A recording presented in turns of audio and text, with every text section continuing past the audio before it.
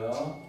찬송 508장 찬양하시면서 4월 30일 토요일 새벽 기도회를 시작하겠습니다.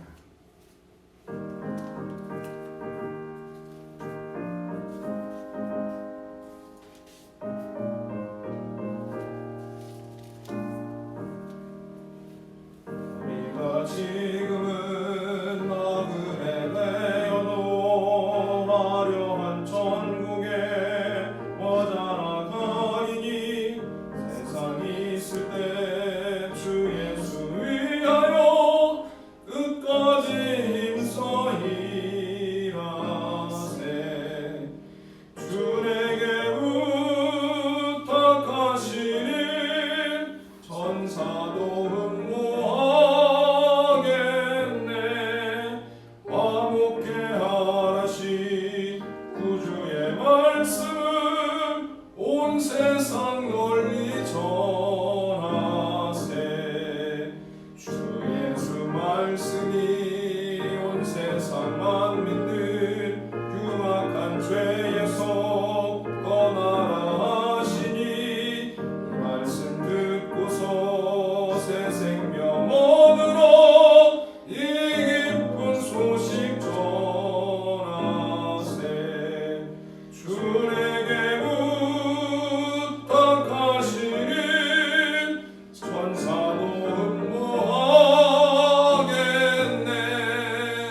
화목케 하라신 구주의 말씀을 온 세상 널리 전하세.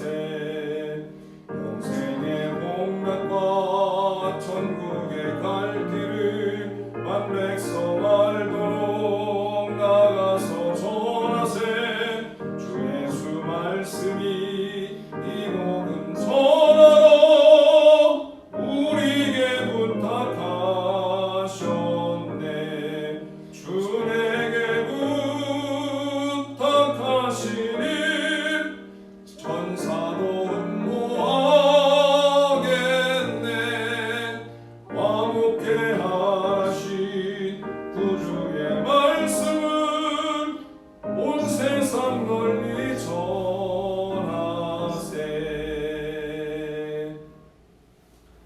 오늘 우리에게 주시는 하나님 말씀은 창세기 12장의 말씀입니다. 창세기 12장 1절부터 20절까지 말씀을 저와 함께 한 목소리로 봉독하겠습니다. 여호와께서 아브라함에게 이르시되 너는 너의 고향과 친척과 아버지의 집을 떠나 내가 내게 보여줄 땅으로 가라. 내가 너로 큰 민족을 이루고 내게 복을 주어 내 이름을 창대하게 하리니 너는 복이 될지라. 너를 축복하는 자에게는 내가 복을 내리고 너를 저주하는 자에게는 내가 저주하리니 땅의 모든 족속이 너로 말미암아 복을 얻을 것이라 하신지라. 이에 아브라함이 여호와의 말씀을 따라갔고 롯도 그와 함께 갔으며 아브라함이 하란을 떠날 때에 75세였더라. 아브라함이 그의 아내 사레와 조카 롯과 하란에서 모은 소유와 얻은 사람들을 이끌고 가나안 땅으로 가려고 떠나서 마침내 가나안 땅에 들어갔더라.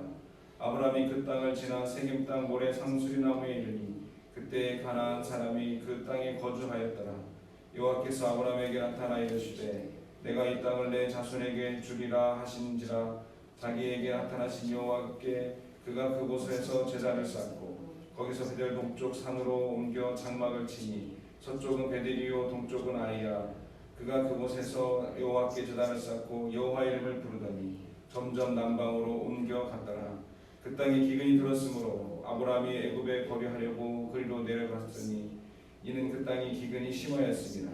그가 애굽에 가까이 이르렀을 때에 그의 아내 사레에게 말하되 내가 알기에 그대는 아리따운 여인이라.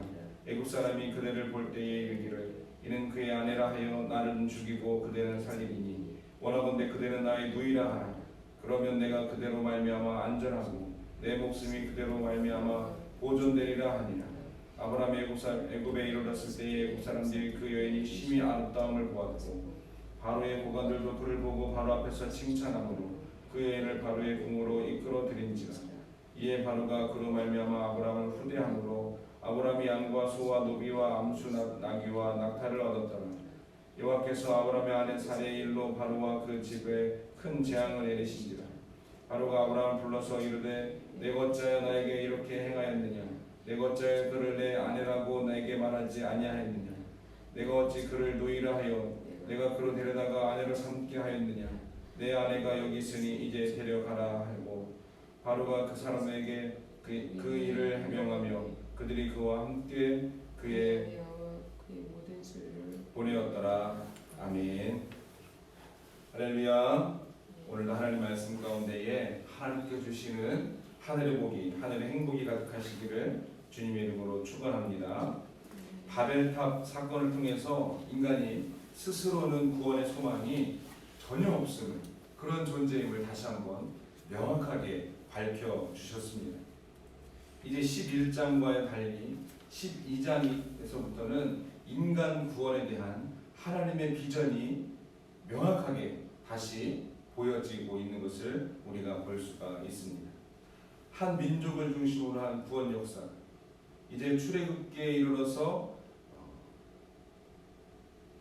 시작되어서 또 그 이스라엘의 역사가 이제 예수 그리스도를 통하여서 모든 인류의 역사로 흘러가기 시작한 그 출발점이 되는 오늘 창세기 12장의 말씀입니다. 그래서 믿음의 조상이라 불리는, 믿음의 아버지라고 불리는 아브라함이 하나님의 소명을 받게 됩니다. 그래서 하나님께서 그에게 복을 허락하시고 약속하십니다. 세 가지를 약속하십니다. 너는 너로 큰 민족을 이루게 하겠다. 또 내 이름을 창대하게 하겠다. 그리고 너는 복이 될 것이다. 이 세 가지를 약속하셨다고 해서 이 언약을 삼복 언약이라고 그렇게 이야기합니다. 하나님께서 아브라함을 크게 5번 아브라함과 5번의 약속을 하십니다. 오늘 창세기 12장에서 삼복 언약을 약속하시고 또 13장으로 가면 하나님께서 아브라함에게 동서남북을 바라봐라. 내가 내 눈에 보이는 땅, 내가 밟는 모든 땅을 내가 너에게 주겠다. 그래서 동서남북 언약이라고 그렇게 이야기합니다. 그리고 창세기 15장으로 넘어가면 이 모든 언약을 다시 한번 확인하고 약속하는, 도장을 다시 한번 꽉 찍는 그런 언약을 주십니다. 횃불 언약이라고 그러죠. 쪼개진 짐승 사이로 하나님의 불이 지나감으로써 그것으로 다시 한번 이 계약을 맺으시는 겁니다. 언약을 약속을 하시는 것입니다. 그래서 그것을 횃불 언약이라 그렇게 이야기합니다. 또 한 가지는 17장으로 넘어가면 하나님께서 아브라함에게 할례를 받게 합니다. 그래서 그것을 우리 언약의 약속의 증표로 삼자. 너와 내 자녀들, 가정의 모든 남자들이 할례를 받아라. 그래서 그것을 할례 언약이라고 그렇게 이야기합니다.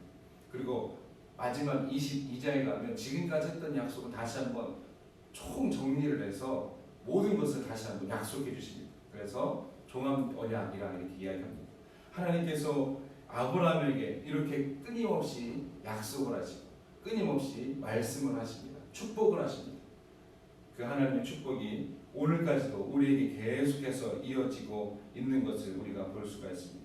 한 사람을 축복하셔서, 한 사람을 부르시고 축복하셔서 그의 대를 이어가게 하심으로 하나님께서 인류 구원의 놀라운 역사를 오늘 시작하시고 이루어가시고 마침내 예수 그리스도를 통하여서 그것이 확장되게 하시는 것을 우리가 잘 알고 있습니다. 그 하나님의 부르심 앞에 오늘 나아갔던 아브라함의 모습, 하나님이 부르신 그 아브라함의 모습을 통하여서 또 아브라함을 부르신 하나님을 통하여서 함께 하나님 말씀을 나누기를 원합니다. 첫째로 하나님은 우리를 축복의 존재로 부르신다는 것입니다. 지금까지 계속 말씀드렸지만 하나님께서는 아브라함을 끊임없이 축복하십니다. 2절에도 보면 하나님께서 아브라함에게 큰 민족을 이루게 하시겠다. 이름을 창대하게 하시겠다. 복이 되게 하시겠다. 약속하십니다. 그것이 바로 하나님께서 아브라함을 부르신 목적입니다. 어제도 말씀드렸지만 아브라함은 하나님의 부르심을 받기에 합당한 존재는 아니었을 것입니다. 우리의 그 어떤 것 때문이 아니라 하나님의 사랑 때문에 하나님께서 우리를 부르셨다. 어제 말씀드렸죠. 아브라함도 마찬가지입니다. 그러나 그런 아브라함이지만 하나님께서 그를 부르신 목적은 바로 그를 복주시기 위한 것입니다. 하나님께서 우리를 부르시는 것도 우리에게 복을 주시기 위함이라는 것입니다. 하나님은 성도들을 불러서 영생의 복을 주십니다. 천국의 기업을 허락해 주십니다. 하나님 나라의 영원한 복을 주시겠다고 또 약속하십니다. 그래서 하나님은 하나님께서 부르신 성도가 그 하나님의 부르심에 순종할 때 그 모든 것을 허락해 주시는 것입니다. 오늘 하나님께서 아브라함에게 찾아가셔서 아브라함에게 말씀하십니다. 너는 너의 고향과 친척과 아비 집을 떠나 내가 내게 보여줄 땅으로 가라. 그 부르심에 순종할 때 하나님께서 그 복을 허락해 주시는 것입니다. 부름 받은 성도는 하나님의 부르심에 순종해야 됩니다. 그 어떤 상황 속에서도 그 어떤 순간 속에서도 하나님의 부르심에 순종해야 합니다. 그러면 하나님께서 그 부르심에 합당한 그 부르심의 순종에 합당한 복을 허락해 주신다는 것입니다. 그 순종이 모든 것을 불가능한 일도 가능하게 만드는 원동력이 된다는 사실을 우리는 기억해야 합니다. 2절 말씀 보면 하나님께서 아브라함을 부르시면서 큰 민족을 하시겠다고 약속하십니다. 우리가 잘 아는 것처럼 아브라함은 이미 나이가 많이 들었습니다. 75세에 그 부르심을 받았습니다. 성경은 기록하고 있습니다. 아내가 사례가 있지만 그 사례가 임신을 하지 못한다. 그렇게 성경은 기록하고 있습니다. 그러나 그 하나님의 부르심에 순종했을 때에 불가능할 것 같았던 그 약속도 이루어지는 것을 우리가 말씀을 통해서 알고 있습니다. 사도 바울은 로마서 4장 3절에서 아브라함이 하나님을 믿음에 이것이 저에게 의로 여기신 바 되었다. 그렇게 이야기하고 있습니다. 창세기 15장에도 그렇게 기록하고 있습니다. 결국 하나님의 약속은 성취되었습니다. 순종은 불가능을 가능으로 만드는 놀라운 힘이 담겨져 있습니다. 오늘도 하나님의 부르심과 하나님 말씀에 순종함으로 그 불가능한 일들도 가능하게 만드시는 하나님의 놀라운 축복을 누리시기를 주님의 이름으로 축원합니다. 둘째로 그 순종은 믿음으로만 가능합니다. 우리가 하나님의 부르심에 순종해야 되는데 그 순종은 오직 믿음으로만 가능하다는 것입니다. 아브라함의 위대한 순종도 믿음으로 가능했습니다. 순종은 이해가 되는 것이 이해가 돼서 따라가는 것이 아닙니다. 이치에 맞아서 하는 것도 아닙니다. 순종은 오직 믿음으로 하는 것입니다. 믿음으로 한다는 얘기는 때로는 이해가 되지 않아도 따르는 것입니다. 이치에 맞지 않는 것 같아도 하나님께서 따라오라 하시며 따라가는 것, 그것이 믿음의 순종인 것입니다. 이해가 돼서 가는 것, 그것은 누구도 할 수 있습니다. 이치에 맞아서 맞기 때문에 따라가는 것, 그것도 누구나 할 수가 있습니다. 그러나 성도의 믿음이 위대한 것은 이해가 되지 않아도 이치에 맞지 않아도 따라가는 것이기 때문에 성도의 믿음은 위대한 것입니다. 성도의 순종은 위대한 것입니다. 하나님의 부르심에 순종하여서 아브라함이 이제 가나안 땅으로 이주하게 됩니다. 4절에서 6절에서 말씀 보면 아브라함이 가나안으로 갔습니다. 아브라함 나이가 75세였습니다. 하나님의 부르심에 따르려면 그 미지의 땅으로 들어가려면 이게 보통 심각한 문제가 아닙니다. 이제 아브라함에게는 이제 안락한 하란에서의 삶이 마무리가 되고 고달픈 가나안의 삶이 시작되는 것입니다. 우리가 이사를 해보면 그 이사하는 것이 얼마나 어려운 일인지 우리가 경험하게 됩니다. 근데 이때 당시에 자기의 민족 가운데 있는 것도 아니고 자기가 생활하던 배경이 있는 연고가 있는 곳도 아니고 전혀 연고가 있지 않는 곳에 그리고 이미 많은 가나안 사람들이 정착을 해서 자리를 잡고 살고 있는 그곳에 이방인처럼 들어가야 되는 것입니다.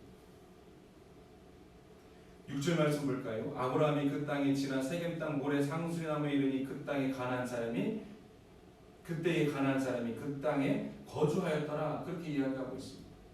이미 그곳에 거주하고 있는 사람들이 있었던 것입니다. 아브라함이 겪어야 할 그 땅은 낯선 땅이고 물선 땅입니다. 단 한 번 위험을 감수하면 되는 그런 순종이 아니라 생활 모든 기반 전체를 뿌리채 옮겨야 되는 결단이 필요한 순종인 것입니다. 그러나 아브라함이 순종합니다. 이 순종을 히브리서는 이렇게 기록합니다. 히브리서 11장 8절에 보니까 믿음으로 아브라함은 부르심을 받았을 때에 순종하여 믿음으로 아브라함은 부르심을 받았을 때 순종하여 장래 유업으로 받을 땅에 나아갈새 갈 바를 알지 못하고 나아갔으며 어디로 어떻게 왜 가야 하는지 알지 못한 채 하나님께서 가라 하셨을 때에 아브라함은 믿음으로 부르심을 받았을 때에 순종했다 그렇게 이야기하고 있습니다. 아브라함이 하나님 말씀에 순종한 사실이 얼마나 위대한 것인지를 히브리서는 기록하고 있는 것입니다. 또 아브라함이 하나님으로부터 받은 약속은 그의 생전에 성취된 것들도 있지만 그가 죽은 이후에 온전히 이루어졌습니다. 때로는 당장에 그 약속이 이루어진 것 같지 않게 보여서 아브라함이 잠시 다른 방향으로 간 적도 있었습니다. 그러나 아브라함은 하나님과의 그 약속을 믿고 위대한 순종의 삶을 통하여서 하나님 말씀대로 그 놀라운 축복이 계속해서 대를 이어서 흘러가게 할 수 있었던 것입니다. 우리도 아브라함과 같이 축복의 약속과 구원의 은총을 끊임없이 받고 있는 줄로 믿습니다. 하나님께서 아브라함에게 반복적으로 약속하시고 그 약속하신 것들을 계속해서 이루어 가셨던 것처럼 하나님께서는 지금도 우리에게 반복적으로 약속하고 계시는 줄로 믿습니다. 다른 말로 하면 하나님께서 그 약속을 약속하시면서 우리의 순종을 우리가 순종의 자리로 나아갈 수 있도록 우리를 부르시는 줄로 믿습니다. 우리도 아브라함과 같이 그 순종의 믿음이 되어야 될 때 아브라함의 믿음의 조상인 이유처럼 우리도 우리 각 사람에게 각 가정에서 믿음으로 승리하는 믿음으로 그 가정을 세워나가는 축복의 출발점이 되게 될 줄로 믿습니다. 아브라함이 믿음의 조상인 이유는 그에게서 믿음이 본격적으로 시작되었기 때문에 그렇습니다. 오늘 저와 여러분을 통하여서 이 믿음이 다시 한번 본격적으로 시작되는 역사가 일어날 줄로 믿습니다. 끝으로 우리는 성화의 노력을 계속해야 됩니다. 아브라함은 하나님께 부르심 받은 순간부터 철저하게 순종과 겸손으로 일관된 삶을 살았습니다. 하나님으로부터 복의 근원이 되어서 축복이 되어서 가나안 땅을 기업으로 얻으라는 축복의 말씀도 받았습니다. 그런데 그 가나안에서 축복으로 인도함 받은 그 가나안에서 곤경에 처하게 됩니다. 기근을 만나게 된 것이죠. 그 기근이라는 곤경에 처하게 됐을 때 아브라함은 하나님을 순간 잊은 것 같습니다. 그래서 세속적인 방법과 자기 생각으로 그 위기를 극복하려고 합니다. 영적인 나약함을 보이고 만 것이죠. 우리 창세기 1장부터 계속 보면서 우리 인생들의 연약함이 얼마나 연약한지 얼마나 믿을 수 없는 존재인지를 우리가 계속 성경의 인물들을 통해서 특별히 노아와 아브라함을 통해서도 우리가 확인할 수가 있습니다. 그래서 우리는 부단히 우리 스스로 자신을 쳐서 복종시키는 성화의 노력을 계속해야 합니다. 그렇지 않으면 실패하는 자가 될 수밖에 없다는 사실을 우리가 말씀을 통해서 깨닫게 됩니다. 하나님의 말씀을 떠날 때 우리는 실패할 수밖에 없습니다.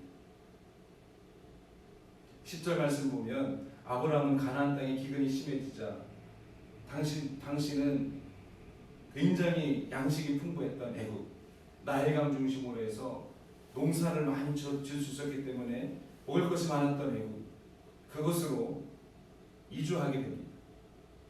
아브라함의 그 선택은 당연하고 자연스러운 것일 수가 있습니다. 그런데요, 아브라함에게는 그것이 당연하고 자연스러운 것이 아니었습니다. 다른 가나안 사람들에게는 그것이 자연스러운 것일 수 있었지만 아브라함에게는 아니었습니다. 왜 그렇습니까? 하나님께서 아브라함을 부르셔서 가나안으로 왔습니다.